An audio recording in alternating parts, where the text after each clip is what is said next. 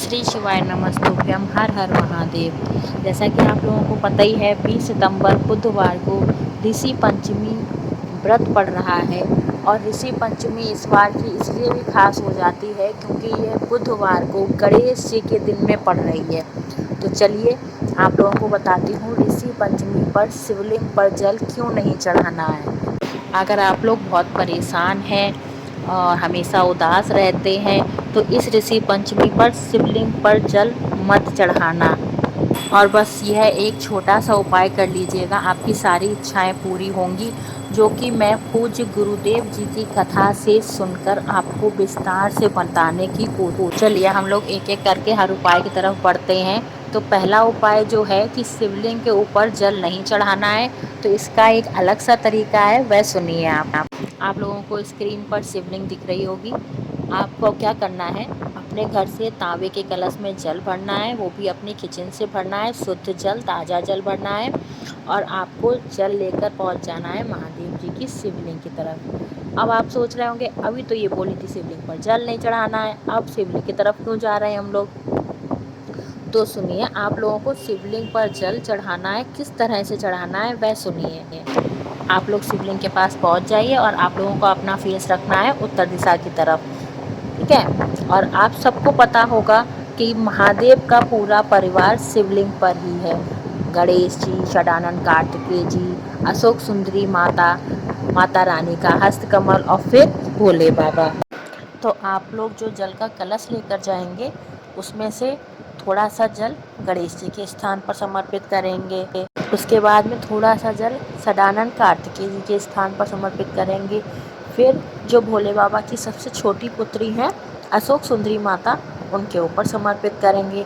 उसके बाद जो माता रानी का कटी भाग है, जो हस्त कमल है माता रानी का, वहाँ पर जल समर्पित करेंगे, ठीक है। 4 जगह तो हो गई। अब 5वीं जगह जो आपका जल है वह आप कहाँ समर्पित करेंगे, वह आप सीधे लेकर चले जाएंगे बेल के पेड़ के पास। 5वां जल आप लोग बेल के पेड़ के नीचे समर्पित करेंगे, ठीक है।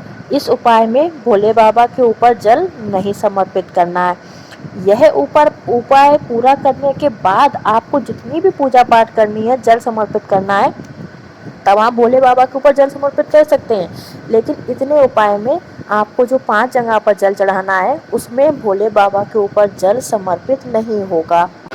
अब इस वीडियो का दूसरा उपाय है बेलपत्र के साथ।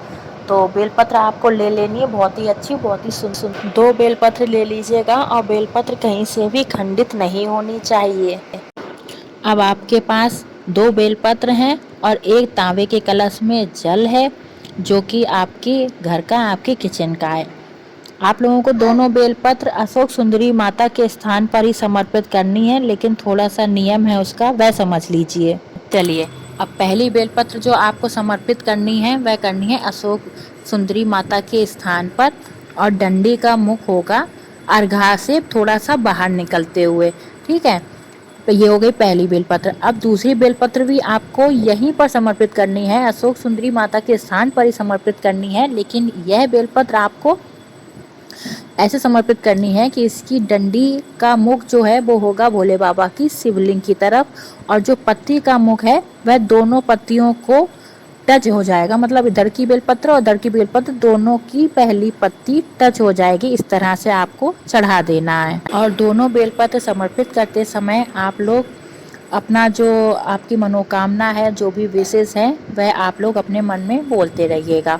इसके बाद जो आप तांबे के कलश में जल लेकर आए हैं उसको महादेव की शिवलिंग पर समर्पित कर देंगे। श्री शिवाय नमस्तुभ्यम का जाप करते हुए या फिर कुंदकेश्वर महादेव मंत्र का जाप करते हुए समर्पित कर दीजिएगा। अब भोले बाबा पर समर्पित किया हुआ जल अशोक सुंदरी माता से होते हुए नीचे गिरेगा। उस जल को आपको अपने दाहिने हाथ में उतार लेना है। उसके बाद उस जल को आपको अपनी दोनों आँखों पर लगाना है। इतना कर लीजिए, आपकी सारी विशेष, सारी इच्छाएं, सारी मनोकामनाएं महादेव जी जरूर पूरी करेंगे।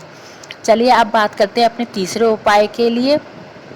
यह उपाय भी बेलपत्र से ही होगा। आपको एक बेलपत्र ले लेनी है, बहुत ही साफ सुथरी, कटी फटी और खंडित नहीं होनी चाहिए। और साथ ही ले लेना है एक तावे के कलश में जल, जो कि आप अपने घर से अपने किचन से लेंगे, और चले जाना है भोले बाबा की शिवलिंग पर। शिवलिंग पर जाके आपको क्या करना है, अशोक सुंदरी वाला स्थान तो आप सभी जानते ही हैं। तो अशोक सुंदरी वाले स्थान पर आपको एक बेलपत्र चढ़ानी है। डंडी का मुख होगा उत्तर दिशा की तरफ, अर्घा से बाहर निकला हुआ, और पत्ती का मुख होगा भोले बाबा की तरफ। इस बेलपत्र को आप लोगों को अशोक सुंदरी माता पर चढ़ाना है और थोड़ी देर बाद उठाकर उसको शिवलिंग पर समर्पित कर देना है। डंडी का मुख हो जाएगा अशोक सुंदरी माता की तरफ, और पत्ती का मुख हो जाएगा आपकी तरफ जहां आप बैठे हुए हो। तो इतना हो गया, बेलपत्र तो आपकी चढ़ गई। इसके बाद आप जो कलश में जल लेकर गए हो उसका आपको क्या करना है, जो अशोक सुंदरी माता वाला स्थान है वहाँ पर आपको 7 बार में थोड़ा थोड़ा करके जल समर्पित करना है। उसके बाद भी आपको पूरा जल नहीं समर्पित करना है, थोड़ा सा बचा लेना है। और जल समर्पित करते समय श्री शिवाय नमस्तुभ्यम का आप लोगों को जाप करते रहना है। उसके बाद जो बचा हुआ जल है उसको आप महादेव की शिवलिंग पर 3 बार में समर्पित करेंगे, और उस टाइम पर भी आपको श्री शिवाय नमस्तुभ्यम मंत्र का जाप करते रहना है। यह उपाय भी आपकी सभी मनोकामनाएं पूर्ण करने के लिए ही है। चलिए अब बात करते हैं अपने चौथे उपाय की तरफ। यह उपाय भी बेलपत्र से ही होना है। इस उपाय के लिए आप लोगों को 3 सुंदर सी बेलपत्र चाहिए। 3 सुंदर सी बेलपत्र लेना और लेकर चले जाना महादेव की शिवलिंग की तरफ। आप सबको पता है, और मैंने भी आपको कई बार बताया है, कि महादेव जी का पूरा परिवार शिवलिंग पर ही होता है। तो आप लोगों को जो पहली बेलपत्र समर्पित करनी है वह समर्पित करनी है माता अशोक सुंदरी के स्थान पर, जिसका पत्ती का भाग होगा शिवलिंग की तरफ और डंडी का भाग होगा अर्घा से बाहर निकलते हुए उत्तर दिशा की तरफ। दूसरी बेलपत्र आपको चढ़ानी है माता सती के हस्त कमल पर तटी भाग पर, और तीसरी बेलपत्र आपको चढ़ानी है शिवलिंग पर, भोले बाबा की शिवलिंग पर चढ़ानी है, जिसका पत्ती का मुख होगा आपकी तरफ और डंडी का मुख होगा अशोक सुंदरी माता की तरफ। जो भी व्यक्ति किसी भी पंचमी पर, खास करके किसी भी पंचमी पर और या फिर सोमवार पर, शिवरात्रि पर यह उपाय कर लेता है, उसकी सारी कष्ट और परेशानियां भोले बाबा हर लेते हैं और उसको सुख संपदा संतान सब कुछ उसको देते हैं। तो आप लोगों को भी यह उपाय जरूर करना है, जरूर कीजिएगा आप लोग यह उपाय। कल पंचमी तिथि है, और अगर मेरा वीडियो पसंद आया हो तो लाइक करें, शेयर करें, और मेरे चैनल को अभी तक सब्सक्राइब नहीं किया है तो प्लीज़ प्लीज़ प्लीज़ मेरे चैनल को सब्सक्राइब कर लें। वीडियो बनाने में बहुत देर लगती है, परेशानियां होती हैं, आप लोग कुछ तो मेरे लिए कर दिया कीजिए। हर हर महादेव, श्री शिवाय नमस्तुभ्यम।